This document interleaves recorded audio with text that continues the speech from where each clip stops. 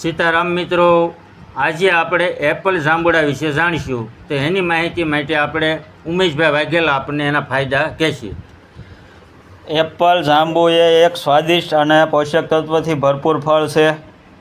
તેના ફાયદા નીચે પ્રમાણે છે. પહેલો, ડાયાબિટીસ માટે ફાયદાકારક છે. પાચન શક્તિ સુધારે છે. હૃદયને સ્વસ્થ રાખે છે. વિટામિન સી ભરપૂર માત્રામાં હોય છે.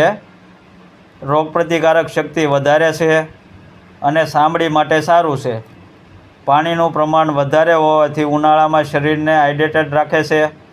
ખાસ સૂચના: જાંબુ ખાધા પછી તરત જ દૂધ પીવું જોઈએ નહીં, કારણ કે તે પાચન માટે સારું નથી અને પેટમાં ગેસ કે એસિડિટી કરી શકે છે.